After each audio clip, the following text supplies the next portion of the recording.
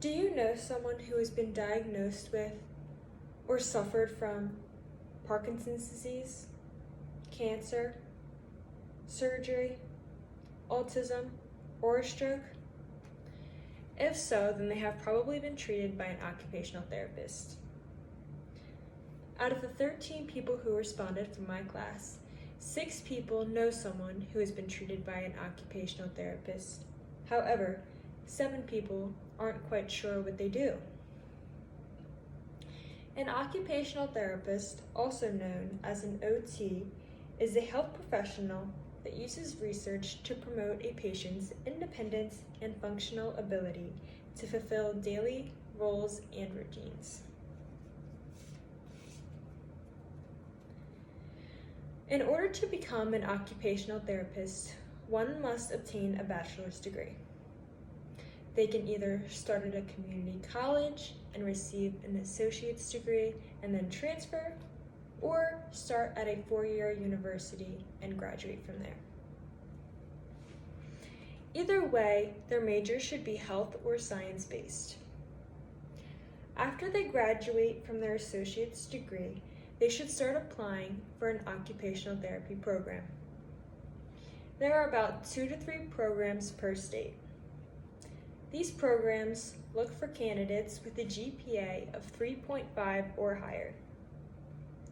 They also look on high scores on the GREs or standardized testing, as well as many observational hours.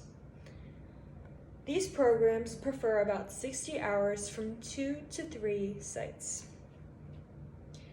Candidates can either shadow an occupational therapist or volunteer in an occupational therapy office.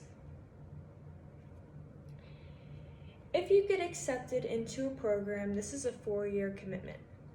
This commitment is filled with a variety of advanced and in-depth classes, including anatomy, psychology, and health-related courses.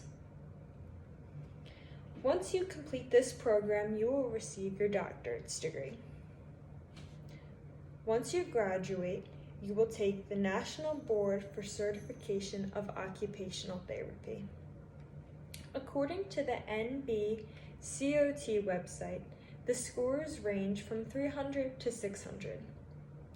In order to pass and qualify as a registered occupational therapist, you must receive a 450.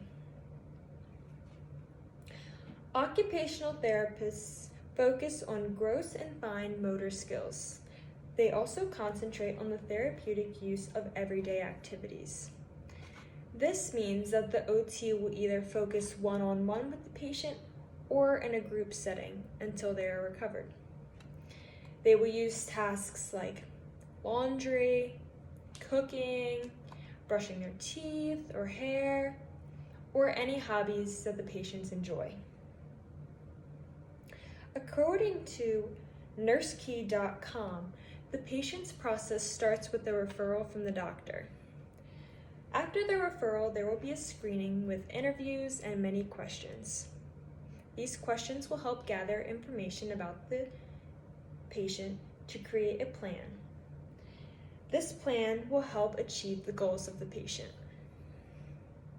After working with the OT, the doctor will then analyze the patient's progress.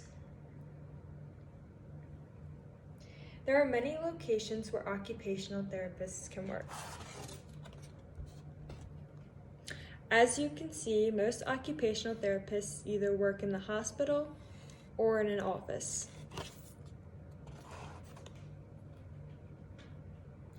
According to occupational therapist Renee Lishwicki, there are many different types of specializations of OTs. These include pediatrics, physical rehab, mental health, and eating and swallowing.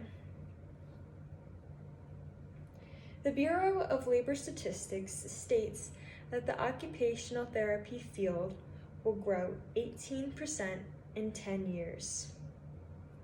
This equals about 133,000 new openings in the United States. The average occupational therapist makes a median of about $84,000.